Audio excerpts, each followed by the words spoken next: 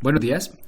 Siguiendo con nuestras clases de dinámica, es obligatorio hablar de las leyes de Newton. La primera de las leyes de Newton, que básicamente no son de Newton, pues podemos citar al filósofo y primero de los físicos, Galileo. En esta imagen ustedes se preguntarán ¿por qué no pongo a Newton y si pongo la imagen de Galileo? Pues precisamente por eso mismo. Cuando hablamos de las leyes de Newton, pues básicamente lo que hizo Newton fue una compilación de lo que son las leyes de la dinámica. No sin esto, pues aportar muchísimas cosas en el campo de la cálculo infinitesimal y de la física. Sin embargo, hay que mirar que de las primeras cosas que se hicieron fueron los trabajos de Galileo. Básicamente la primera ley de Newton nos habla de lo que nosotros consideramos como movimiento y qué no es movimiento, porque pareciera que fuera algo sencillo de entender, pero si nosotros lo tenemos en cuenta es algo bastante complicado desde el punto de vista de que si no se define qué es movimiento, pues vamos a tener problemas desde el punto de vista dinámico. Para entender el problema de la ley de Newton, la primera ley, es necesario tener en cuenta que cualquier cuerpo que se mueva, como por ejemplo este lindo gatito que tenemos acá, lo debe hacer con respecto a un punto de referencia. Por ejemplo, en este caso es nuestra palmera. En este caso, nuestro gatito estará moviéndose con respecto a este punto de acá. Entonces él observa y dependiendo efectivamente de cuánto avance, pues podemos decir que el gatito se mueve o no. Entonces él puede tener una trayectoria en forma de vector y con respecto a esta palmera decimos que él se ha desplazado. Entonces cualquier cuerpo que se mueva lo tiene que hacer con respecto a un punto de referencia. En este caso es muy importante decir que existe movimiento si existe precisamente este punto de referencia. En este caso es una palmera. En otros casos nosotros lo podemos poner como por ejemplo una mata de mango o un muro o lo que quisiéramos colocar. Estos puntos de referencia son muy importantes en la matemática y más que todo en la física, porque nos va a permitir saber si un cuerpo se mueve o no. Entonces la pregunta es, ¿en verdad qué hace que un cuerpo se mueva? ¿O cómo podemos decir que un cuerpo se está moviendo? La respuesta está en los marcos de referencia inerciales. ¿Qué son los marcos de referencia inercial? Los marcos de referencia inercial son puntos de referencia en el espacio. Nosotros para poder decir que un cuerpo se mueve, entonces vamos a dibujar por ejemplo una partícula aquí con respecto a este punto, pues resulta y sucede que nosotros debemos comparar cómo se ha movido con respecto a ese centro que nosotros hemos puesto como punto de referencia.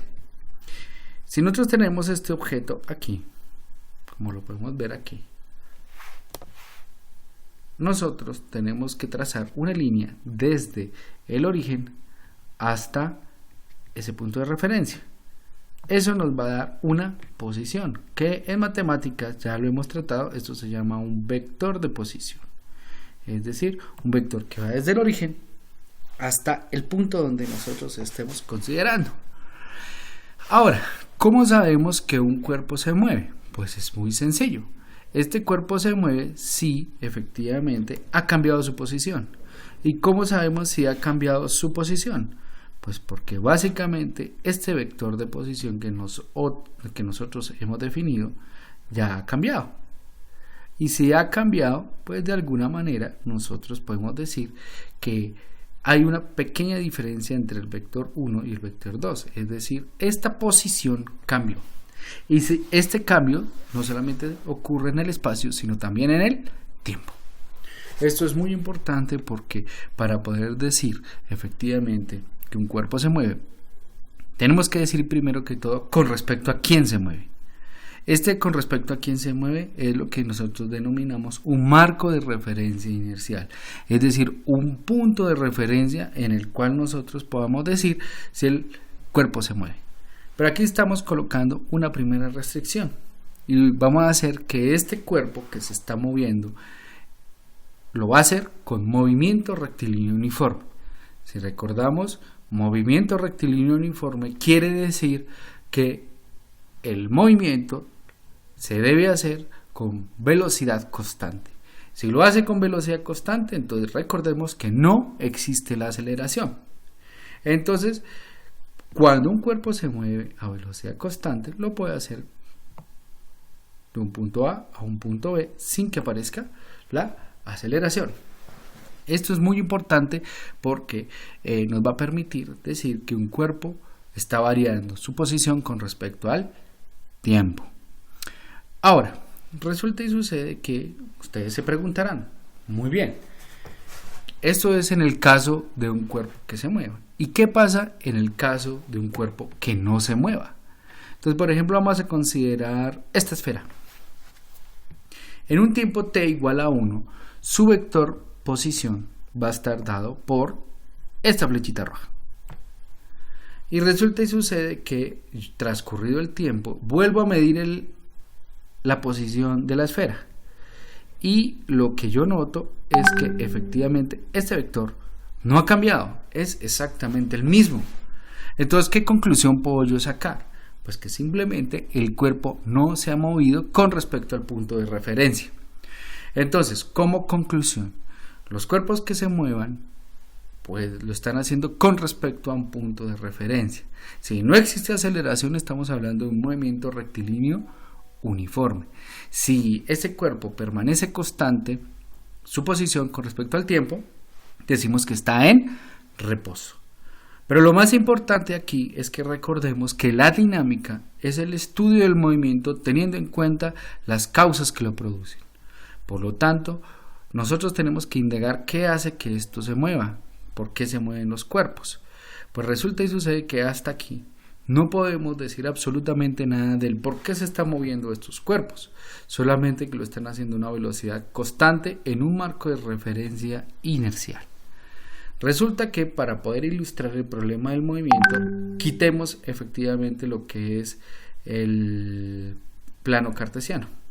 Entonces quitemos el punto de referencia y simplemente hagamos casi cuenta que nuestro mundo es un mundo blanco, no existen puntos de referencia. Entonces los cuerpos no tendrán un punto de referencia para decir si se están moviendo o no. Entonces resulta y sucede que los marcos de referencia son muy importantes porque nos dice efectivamente si un cuerpo se está moviendo o no. Recordemos un ejemplo sencillo para ilustrar este cuento. Imagínense ustedes en este mismo momento la pantalla está totalmente blanca. Voy a borrar absolutamente todo. Entonces nos vamos a imaginar dentro de un tren. Entonces, cierren sus ojos. Ya lo hicieron. Entonces, cuando ustedes van dentro de un tren, la sensación de movimiento, pues básicamente si no existe ruido de motor ni existe ningún bache en el camino, es como si estuvieran en la sala de su casa. Y entonces viene la pregunta: si ustedes no supieran o no tuvieran conciencia que iban en un tren, ¿cómo saben efectivamente que el tren se está moviendo?